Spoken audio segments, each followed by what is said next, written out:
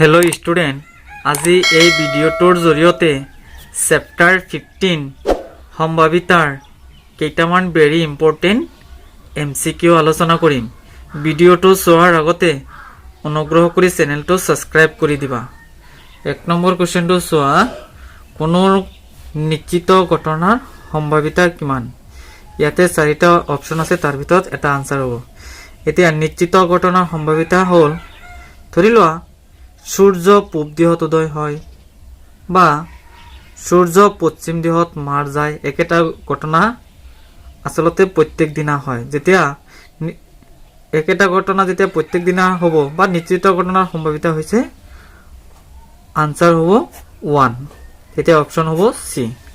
এতিয়া 2 নম্বৰটো চোৱা, কোনো অনিশ্চিত ঘটনাৰ সম্ভাৱিতা কিমান?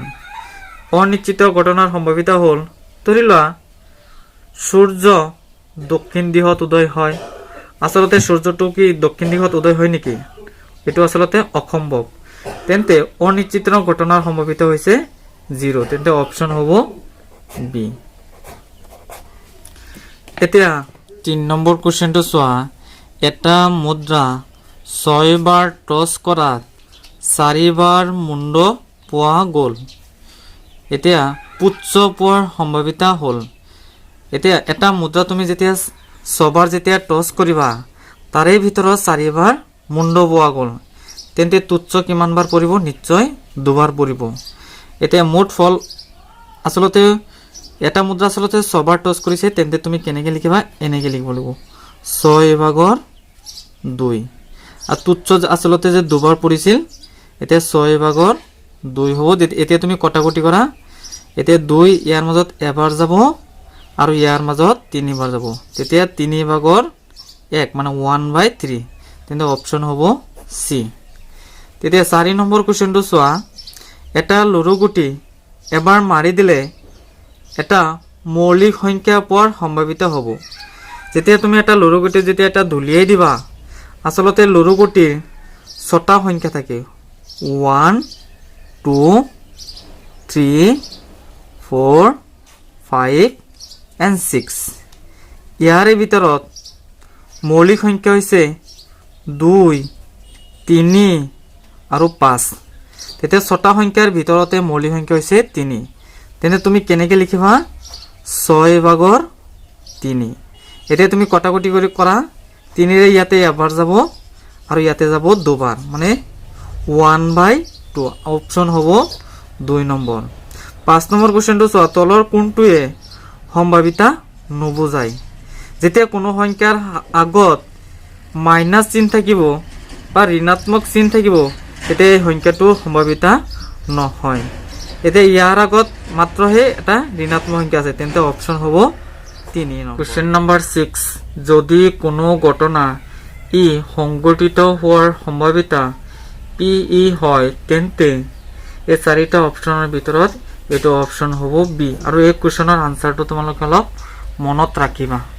আৰু 7 নম্বৰ কুৱেশ্যনটো চোৱা, এটা পাশাগুটি দলিওৱাত সম্ভাৱ্য ফলাফল। এতিয়া তোমালোকে পাশাগুটি মানে হৈছে লৰুগুটি, তোমালোকে ধৰিব পাৰা। আসলতে লৰুগুটিৰ সংখ্যা থাকে মাত্ৰ 6টা। তেতিয়া অপশন হ'ব এ। 8 নম্বৰ কুৱেশ্যন চোৱা, তলৰ কোনটোৱে কোনো ঘটনাৰ সম্ভাৱিতা বুজায়? আসলতে ইয়াতে 4টা অপশনৰ ভিতৰত কোনটো সম্ভাৱিতা বুজাব?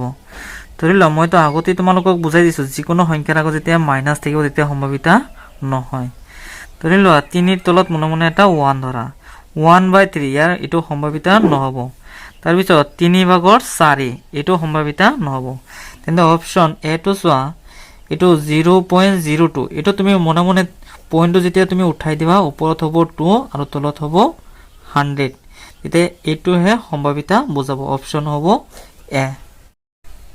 9 নম্বৰ কুৱেশ্যন চোৱা, কোনটো ঘটনা সম্ভাৱিতা হ'ব নোৱাৰে? এই 4টা অপশনৰ ভিতৰত কোনটো সম্ভাৱিতা হ'ব নোৱাৰে? এইটো আছে 3 ভাগৰ 1, এইটো 5 ভাগৰ 2, এইটো 3 ভাগৰ 5, এইটো 3 ভাগৰ 2। তেন্তে ইয়াৰ ভিতৰত যিটো অপ্ৰকৃত ভগ্নাংশ হয়, এইটো হৈছে সম্ভাৱিতা হ'ব নোৱাৰে। এতিয়া অপ্ৰকৃত ভগ্নাংশ হৈছে চি নম্বৰটো, মানে 5/3, 3 ভাগৰ 5। এইটো সম্ভাৱিত হ'ব নোৱাৰে। 10 নম্বৰ কুৱেশ্যনটো চোৱা এটা মোনাত 15 ডাল নীলা আৰু ৰঙা ৰঙৰ পেন্সিল আছে যদি ইয়াৰে 10 ডাল ৰঙা হয় আৰু এডাল পেন্সিল যাদৃচ্ছিকভাৱে অনা হয় তেন্তে নীলা পেন্সিল পোৱা সম্ভাৱিতা হ'ব এই চাৰিটা অপচনৰ ভিতৰতে এটা আনসাৰ হ'ব ধৰি লোৱা এটা মোনাত 15 ডাল নীলা আৰু ৰঙাৰ পেন্সিল আছে মুঠ আসলতে পেন্সিল আছে 15 টা তাৰে ভিতৰত 10 ডাল হৈছে ৰঙা হয় তেন্তে নীলা নিশ্চয় 5 ডাল আছে তেন্তে আমি এনেকৈ লিখিব লাগিব 15 ভাগৰ 5 মানে 5 ডাল নীলা আছে 10 ডাল ৰঙা যদি হয় তেন্তে 5 ডাল নীলা আছে আসলতে নীলা হোৱাৰ সম্ভাৱনা হে উলিয়াব দিছে তেন্তে 15 ভাগৰ 5 এতিয়া আমি কটাকটি কৰিম 5 এৰে ইয়াতে যাব এবাৰ 5 এৰে ইয়াতে যাব 3 বাৰ মানে 3 ভাগৰ 1 এতে 3 ভাগৰ 1 অপচনটো হৈছে সি